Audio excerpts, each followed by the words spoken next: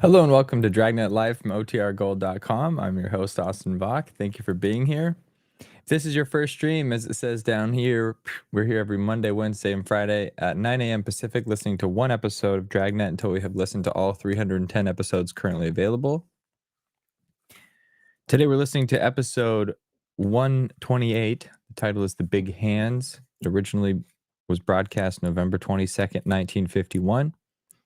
And in the weeks before its broadcast, the first long-distance call was made without operator assistance.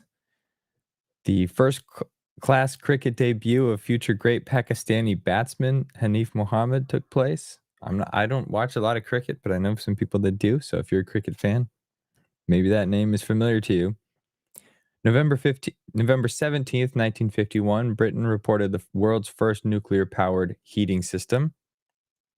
And I'm checking for any relevant or not relevant, but notable birthdays. The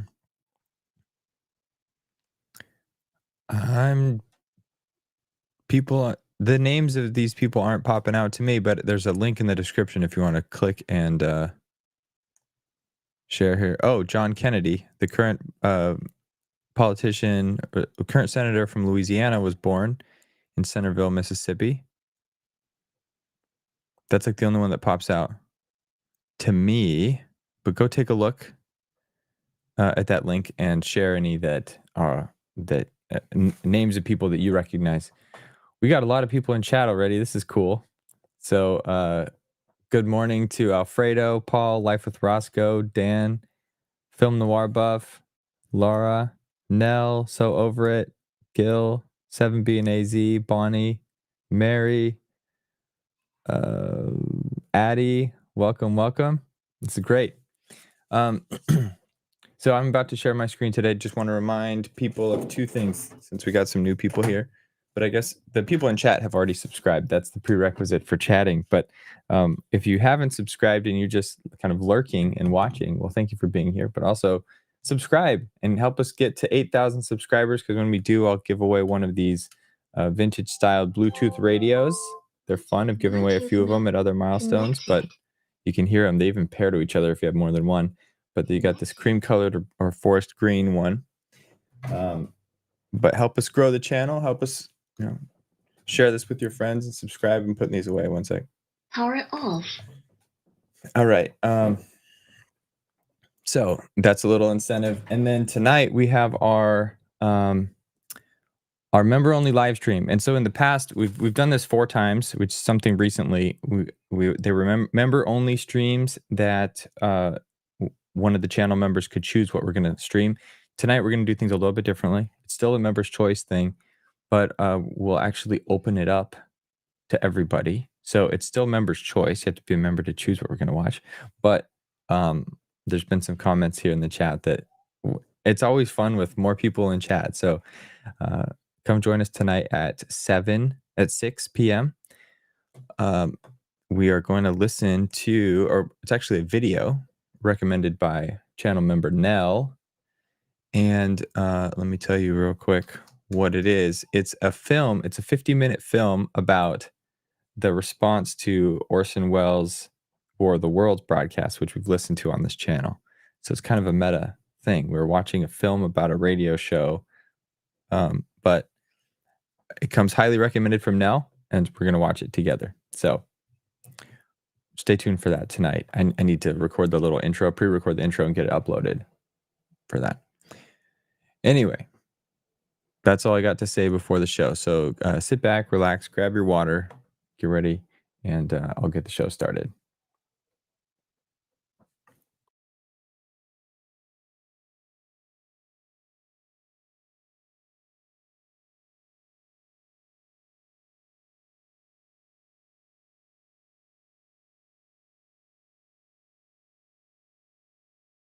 Hang on, guys.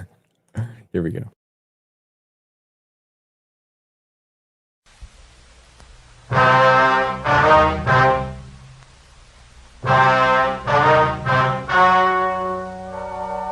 story you are about to hear is true. The names have been changed to protect the innocent. Fatima Cigarettes. Best of all king-size cigarettes brings you Dragnet.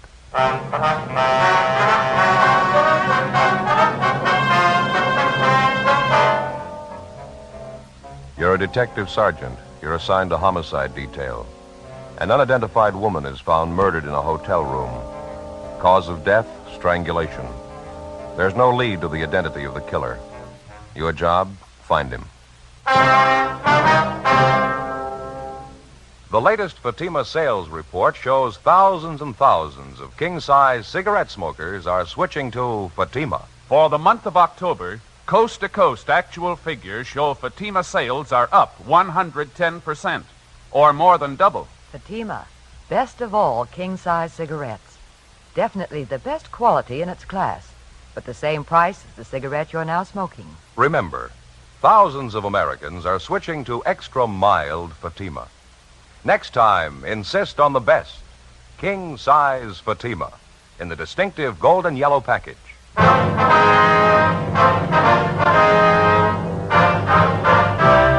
Dragnet, the documented drama of an actual crime. For the next 30 minutes, in cooperation with the Los Angeles Police Department, you will travel step by step on the side of the law through an actual case transcribed from official police files. From beginning to end, from crime to punishment, Dragnet is the story of your police force in action. It was Tuesday, October 27th. It was cold in Los Angeles. We were working the day watch out of homicide. My partner's Ben Romero. The boss is Thad Brown, chief of detectives. My name's Friday. It was 1:35 p.m. when we got to the old Central Jail building, 3rd floor, the crime lab. How you doing, Lee? Hi, Ben. Joe? How's it going? Did you check the stuff yet? Yeah, most of it. Come on back here. Okay. Well, this is all of it. Did you find anything we can get a lead out of? Nothing too good, no. I don't think you could identify it from what we've got here. The morgue post the body yet? Yeah, just this morning. How about fingerprints, Lee? They find any in that hotel room? No foreign prints, no. Dead end there. What about the woman's purse? Did it show anything? No chance. You can see the fabric here. Won't take a print. Yeah. Contents of the purse here, usual stuff. Mm-hmm. Comb, lipstick, keychain, 1 key on it, half pack of chewing gum, coin purse, a dime, 2 nickels in it. That's all of it. Yeah. According to the room clerk at the hotel, she had a wallet with her when she checked in. There's no sign of that, was there? Nope. No sign of it in the hotel room either. Checked everything. Is that the only piece of jewelry found on the body, that wedding ring there? Yeah, it's a cheap ring. No markings on it. No way of tracing it. About the only thing I can tell you, she was pretty well dressed. That's an expensive bag there. Yeah. Sure not a cheap dress either. Same for a coat and shoes. They cost some money, too. How about labels on any of that stuff? One on the coat. Yeah? You can see right here. Benwick Department Store, Los Angeles. Coat's fairly new. They might be able to give you something on it. Well, maybe. The people at the hotel, got anything there? Well, it could have been better, Lee. The woman checked in last night around 8 o'clock. She registered as John Ross and wife, L.A. Anyone see the man with it? No, nobody. Room clerk says the woman came in alone. She said her husband was out parking the car, so she registered for both of them. Mm-hmm. Clerk said he left the desk a few minutes after that. Figures the man must have come in sometime while he was gone. Nobody on duty at the desk after midnight. He could have left the hotel any time after that without being seen. She registered at 8 p.m. The coroner says she died about 10:30. You're not even sure there was a man with her, are you? Yeah, the woman who was registered next door to the murder room, she told us she heard a man and a woman arguing. It was about 10 o'clock. Said it got pretty loud. No idea who the woman really was, huh? I suppose that John Ross and wife business doesn't mean anything. That's pretty doubtful. About all we got to go on is the physical description from the coroner. She was a small woman, 5'1", 99 1/4 pounds, wasn't that it, Ben? Yeah. Brown hair, blue eyes, about 31, 32 years old. We got her prints off to Washington. Got any ideas? We figured maybe it could be a psycho killer. How'd you figure? The coroner's report listed strangulation as the cause of death. Yeah? Whoever did it made sure her neck was broken. At approximately 6 o'clock that morning, in a second-floor room of a downtown hotel, the body of an unidentified woman was found murdered. Preliminary investigation failed to reveal the true identity of the victim or the killer. As far as physical evidence was concerned, there wasn't much to go on. The deep bruises on her neck and throat, along with the crushed vertebrae at the base of her skull, indicated a savage attack. 1:55 p.m. Through the label on the dead woman's coat, we traced the garment to a department store where it had been purchased, but they had no record on it. It was a cash purchase, and the salesgirl couldn't remember the customer. Investigation during the next 2 days failed to turn up any leads. We showed a morgue picture of the victim to bartenders, waitresses, parking lot attendants in the vicinity of the hotel. They couldn't identify her. We rechecked tenants and employees at the hotel. That got us nothing. Thursday, 5:48 p.m. One answer I'd sure like to find. Yeah? The victim was a nice-looking woman, well-dressed, nice clothes. How come she'd stay in a cheap hotel down the neighborhood like that? It doesn't jibe for my money. Well, that's hard to say. Sure got me stopped. 2 days leg work and we're no place. Well, we might be in better shape when we get that kickback from Washington. I sure hope so. Go ahead.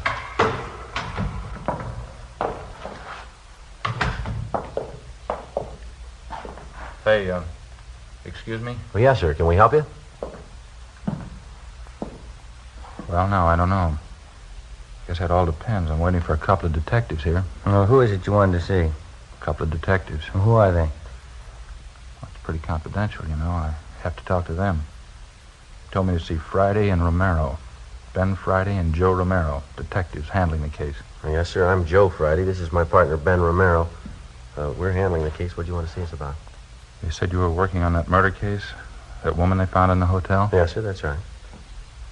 That's so? I see your badges? Yes, sir. Here's our identification. Mm-hmm. Read about that murder in the paper, you know. You better come over here. Yeah. You're going to thank me for this. I got all you want to know about that murder. You mind telling us your name, sir? I don't mind. Al P. Morgan. I was a good friend of hers, you know. Used to work with her. You mean the dead woman? It's the same one. I never forget her face, Maud McLeod. Saw that picture in the paper and I said to myself, there's old Maud. You're pretty sure of that, are you, Mr. Morgan? Sure, I'm sure. Maud McLeod. Used to work together in the circus.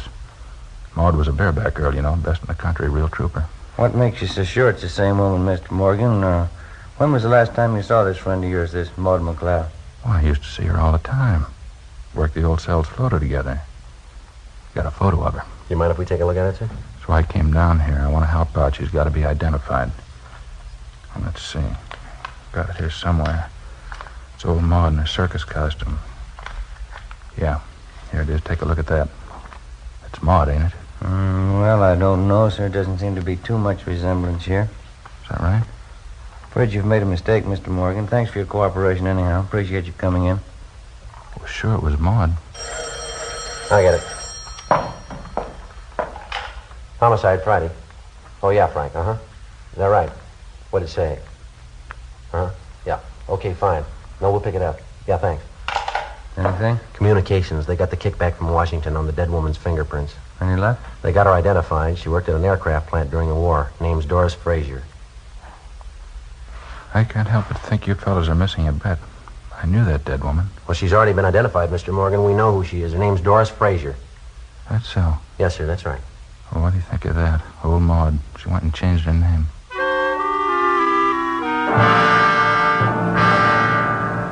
Thursday, 6:35 p.m. Ben and I went down the hall to communications and got a copy of the kickback from Washington.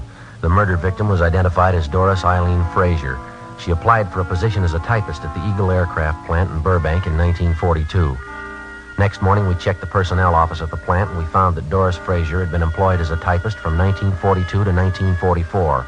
In going over her application, we found her last known address listed as 7346 Oakdale Avenue. Her application stated she was single, with no previous employment, with no known relatives. We could uncover no further information on the girl. We drove across town to the Oakdale Avenue address, a large apartment building in a better-than-average neighborhood. The manager told us that Doris Frazier had lived there up to 8 months before. He said that a few weeks before she moved, she was married to a tall, dark-haired man, but he was unable to remember his name. The manager also told us that the newly married couple apparently began having trouble from the day that they were married. We checked the next forwarding address, a boarding house for women in the south end of the city. Ben and I interviewed the woman in charge, a Mrs. Frances Watson. We talked to her back in the kitchen of the boarding house while she polished a set of silverware. I saw that picture in the paper. I didn't connect it with Doris, though. She was a much prettier girl when she lived here. You say she left here about 18 months ago, Miss Watson? Yes, maybe a little more. Might be closer to 2 years. I'd have to check my rent receipts to be sure. Did you happen to know anything about the Frazier girl, Miss Watson? I mean, did you know much about her personal life at all? Well, of course, I always insist on references. Any good boarding house does, you know. Doris was a nice girl in many ways. Of course, she had her shortcomings. I suppose we all do. When she first came here, she seemed like such a nice girl, and then she started to go downhill. I just don't know what got into her. Well, how do you mean, ma'am? Was she in some kind of trouble? Well, of course, when she first came here, we didn't know it, but she was married. This is a home for single girls. We have our rules and regulations just like any other respectable place. Yes, ma'am, we understand. Well, as we came to find out later, Doris wasn't only married, but she was fighting with her husband. I understand he wasn't much at all. She was thinking of getting a divorce, as a matter of fact. Well, did you ever meet her husband, Miss Watson? No, I never did. I suppose it's just as well I didn't. I understand that Doris left him after they'd been married only a few months. Mm-hmm. Do you know what his name is, ma'am? No, I have no idea. Or Doris always used a maiden name when she was with me. Then you never saw this man, Miss Watson? He never came to the house here? No, I didn't say I never saw him. I said I didn't meet him. Yes, there was once when he came to the house to see Doris. And what was the occasion? You mind telling us about it? Oh, it was most unpleasant, I can tell you that. Let me see now. Yes, Doris had been here about 6 months. Even by that time, I was beginning to see the real side of the girl. No character, Sergeant, no character at all. It shows up every time. Yes, ma'am. Wonder if you'd go on, please. Well, as I was saying, it was after about 6 months when this man brought Doris home late one night, about a quarter till midnight, I'd say. Upset the whole house. How was that, ma'am? The two of them, this man and Doris, they stood right out there in the hall, had a terrible quarrel. The language, it was dreadful. The top of their lungs, too. My husband went out to quiet them down, but the man left before he had a chance to calm him down. He upset the whole house. Now, this man that the Fraser woman was arguing with, you're sure that was her husband? Well, as sure as I can be. That's what Doris told me, anyway, the day after. I called her in and told her I just couldn't tolerate behavior like that. It upset her quite a bit, I remember. She cried, said it wouldn't happen again. That's when she told me she was trying to get a divorce. Is that what the big argument was about? Would you know that? Yes, she said she wanted a divorce, and her husband didn't. He wanted her back with him. Certainly is sad the way some people mix up their lives. Yes, ma'am. By any chance, did you get a good look at this man, husband, I mean? Well, he was tall and had dark hair. That's about all I remember. He was well-dressed, too. I see. When Doris Fraser left here, Mrs. Watson, did she leave a forwarding address with you? No, she didn't. I haven't any idea where she moved. What kind of work was she doing while she was living here? Do you have any idea where she was employed? Yes, that was one of the references she gave me. Furniture company, down on Venice Boulevard, if I remember correctly. I have the address in my record book. Certainly is unfortunate, the whole thing. Yes, ma'am, it is. He even tried to talk to her before she left. Sat her down and talked to her for a whole afternoon. I guess it was just a waste of time. How's that, ma'am? And trouble with her husband. Terrible thing. He seemed to treat her so badly, two of them fighting all the time. I believe she was actually afraid of him. She told me he was very jealous. He drank, ran around. That's why I couldn't understand it. You couldn't understand what, ma'am? Doris, when she moved away from here. Yes, ma'am? She said she was going back with her husband. The landlady, Frances Watson, gave us the address of the furniture store where the murder victim had been employed, and we drove down to check with the personnel manager, a Mr. Collins. He said that Doris Fraser had been fired from her job 10 months before. He said she'd been let go because she was constantly late for work and that she got into the habit of asking for salary advances too often. Collins also told us that he'd heard about the trouble between the Fraser woman and her husband. He said he'd seen the husband in the store several times when he came to call for his wife. He identified the husband as Stephen Arnold. The description was approximately the same, a tall, well-dressed man, dark hair, heavy build. The personnel manager gave us the last known address they had on the victim. The following morning, we checked it out, an apartment hotel in the East Wilshire area. She was still registered there, together with her husband, Stephen Arnold, but the desk clerk told us that Arnold hadn't been living there for the past 3 months. He had no idea where Arnold had moved. He didn't know where he worked. While the desk clerk stood by, Ben and I went upstairs and checked the apartment. Anything, Joe? No, nothing. Nothing in the bedroom. Like Lee says, she goes in for nice clothes, about all I can figure. Well, what you got there? See it lying on the desk here. Looks like she started a letter and didn't get to finish it. What's it say there? Well, it's dated October 23rd. That's over a week ago. It says, Dear George, I've been meaning to write to you before, but that's all. That's as far as she got. George. First time we've run into that name on this deal. Makes more than one man in her life. Yeah, there's a couple of more letters here. They're all addressed to her, unopened. Let's see. All we can go by are the return addresses. Telephone bill, ad from a woman's store, postcard, another ad. Here's something. Santa Monica postmark. Yeah. Check the name on that return. Yeah. Stephen Arnold. 12:35 p.m. We called the office and checked Stephen Arnold through R&I. He had no criminal record. The return address, which he'd listed on the envelope of the letter to his wife, was 10826 Pacific Front Boulevard. We located it on the beach just below Santa Monica. It was a small hamburger stand owned and operated by the dead woman's husband. No, I haven't seen Doris for a couple months anyway. Why?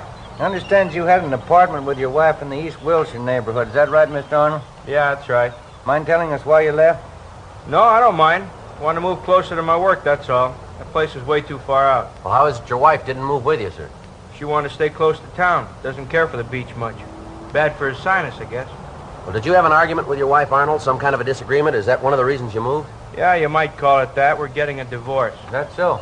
Yeah, it was the best thing all the way around. Did nothing but fighting and scrapping the last year anyway. We decided to call it quits. Will you excuse me a minute? I got to put some cold drinks in this cooler here. Yeah, go right ahead. Would either of you care for a cold drink? No, no thanks. Coke, maybe? No, thanks. Did you get the divorce from your wife, Mr. Arnold? Yeah, that's right. I'm divorcing her. Why do you want to know? You remember that last time you saw your wife, the exact date, I mean? No, I don't think I remember that. Been at least 3 months, I'll say that much. You spend most of your time down here at the beach, do you, Mr. Arnold? Yeah, that's right.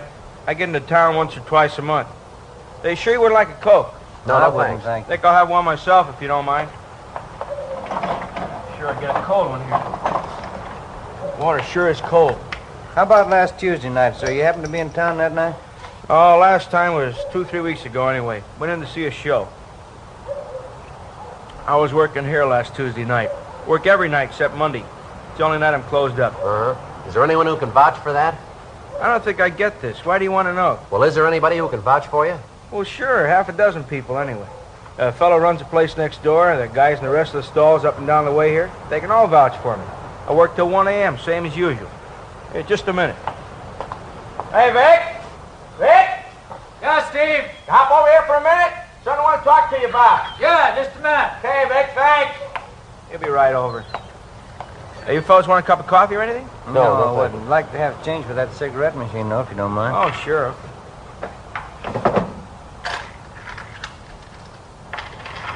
There you are. Oh, thanks. Yes, Steve? Hey, these fellas are detectives, Vic.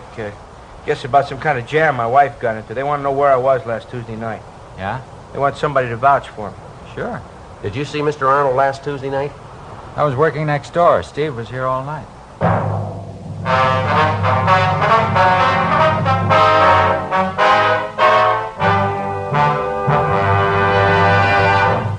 You are listening to Dragnet, authentic stories of your police force in action. Millions heard it, yet only 52 have written. Starting on Dragnet over 2 months ago, on September 20th to be exact, Fatima made a special money-back offer to more than 10 million listeners. The results? Amazing. Millions heard it, yet only 52 have written. If you smoke king-size cigarettes, listen to Fatima's famous offer. Buy a pack of Fatimas. Enjoy their extra mildness and superbly blended tobaccos. If you're not convinced Fatima is better than the king-size cigarette you're now smoking, just return the pack and the unsmoked Fatimas before December 1st, and we'll give you your money back plus postage. Fatima, Box 37, New York 1. Fatima's latest sales report shows Fatima sales up in every state in America. The month of October, coast to coast, actual figures show Fatima sales up 110%, or more than double. Yes, thousands and thousands of Americans are switching to king-size Fatima. So why wait? Switch to Fatima today. Extra mild. Best of all, king-size cigarettes.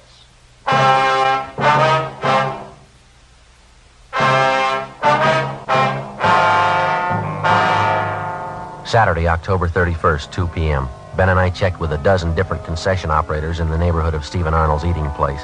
They all corroborated the fact that on the night his wife had met her death in a downtown hotel, Arnold had been working at his stand until 1 a.m. Despite all the previous indications that he might have been responsible for the murder of his wife, we had to eliminate him as a possible suspect. 2:20 p.m. On the way back into town, we stopped by the apartment hotel where Doris Fraser was living at the time of her murder. After checking further with the tenants and with the help in the building, we found out that the victim had been in the habit of eating most of her meals at restaurants in the immediate neighborhood.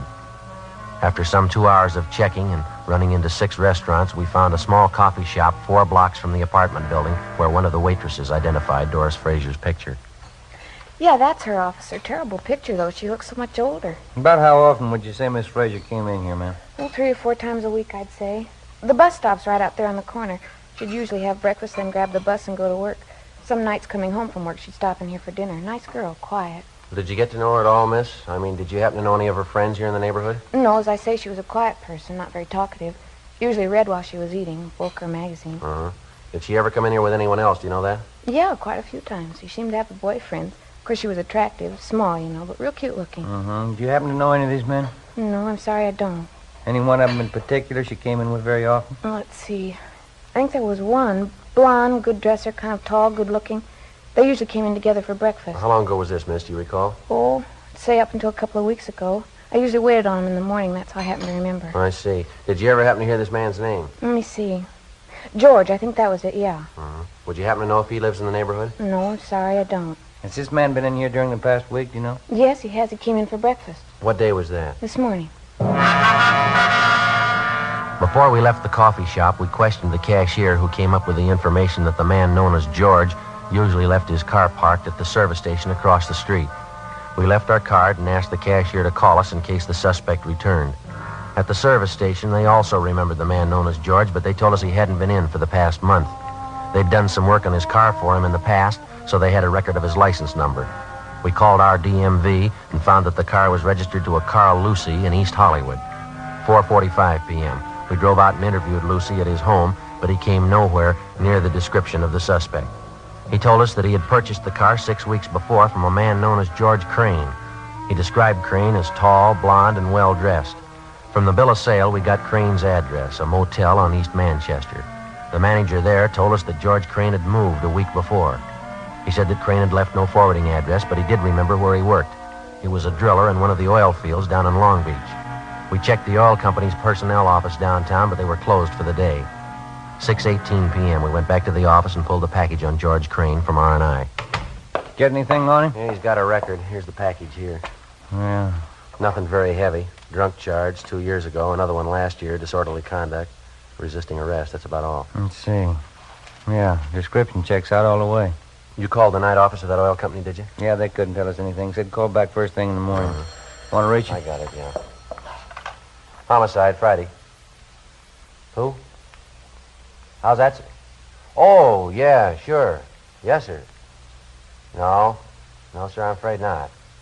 Yeah, thanks anyway. You bet. Yeah, goodbye. Well, that does it. Who was it? That guy who was in here the other day, you remember that Alfred P. Morgan or whatever it was? Oh, what did he want? Wanted to buy us a drink. He's celebrating. Huh? His old friend Maud, he just found her.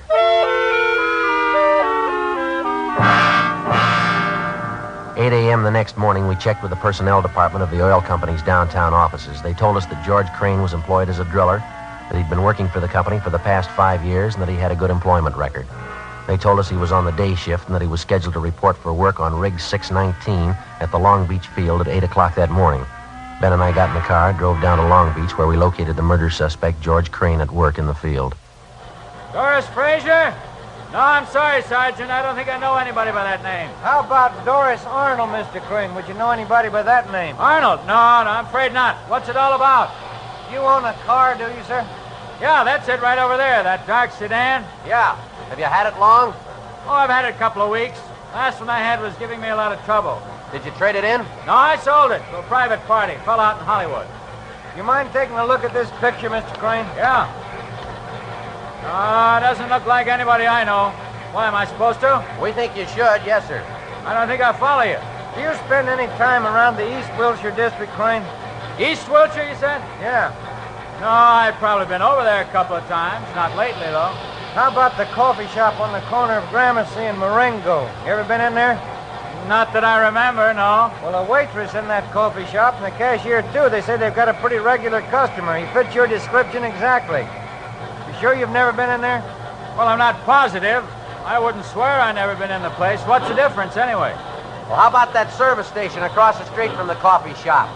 You ever parked your car there? They ever do any work on it for you? Oh, say, I bet I know the place you're talking about. Yeah, I've been there quite a few times. Good station. They done some good jobs on the car for me. I remember it now. Well, then I guess you remember the coffee shop. Crane? Yeah, I think I do now. Right across the street from the station, that it? Yeah, that's right. Well, what do you want to know about it? When's the last time you were in there, Crane? Well, tell you the truth, I couldn't be sure. Well, we talked to a waitress in there yesterday. She said you were in that morning for breakfast. Do you remember that? She's way off the track on that one, I can tell you that. I wasn't near the place yesterday morning. Well, the cashier remembers you, too. She says you were in. How about it, Crane? Look, what difference does it make? What's this thing all about, anyway? You want to take another look at this picture? Well, I told you once, I don't know the woman. I never saw her before in my life. Why don't you give it some thought? Huh? I said, why don't you give it some thought? You remembered East Wilshire. You remembered the service station. You finally remembered the coffee shop. Maybe you can remember her if you I try. tell you, I don't know her. I never saw her in my... Look, let's go in the shed where we can hear each other, huh? All right.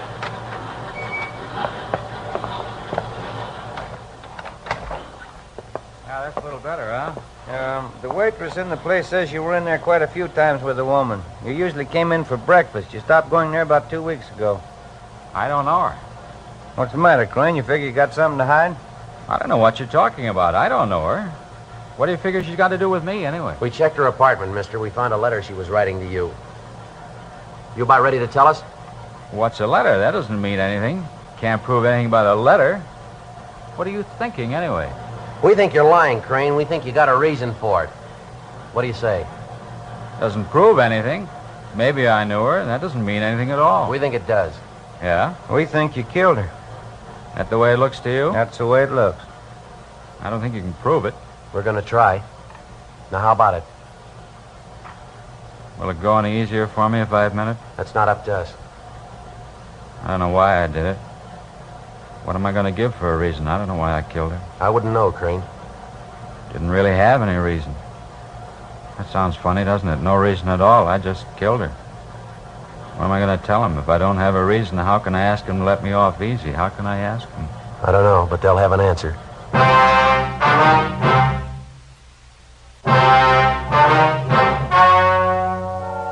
The story you have just heard was true.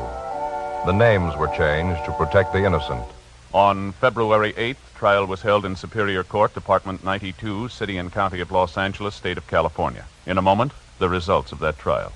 And now here is our star, Jack Webb. Thank you. Friends, all of us on Dragnet sincerely hope that all of you enjoyed a happy Thanksgiving. And now, for a moment, we'd like to look ahead, pass along a gift suggestion for the coming holidays. Your neighborhood dealer now has Fatimas in colorful, smart Christmas wrappers. You'll find they make a perfect gift. Fatima's extra mildness and better flavor, Fatima quality, is bound to please every king-size cigarette smoker. Remember, this holiday season, give your friends Fatima in the distinctive new Christmas carton. Fatima, best of all king-size cigarettes.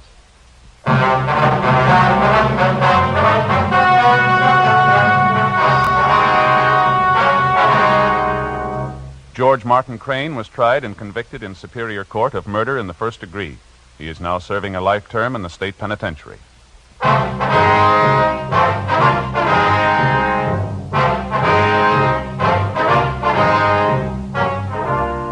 You have just heard Dragnet, a series of authentic cases from official files. Technical advice comes from the Office of Chief of Police W.H. Parker, Los Angeles Police Department. Fatima Cigarettes, best of all king-size cigarettes, has brought you Dragnet, transcribed from Los Angeles.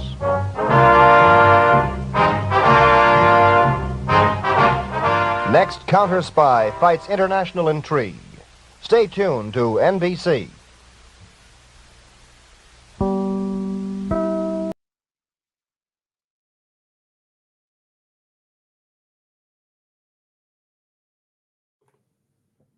All right. And before, so I've noticed something about my streams here.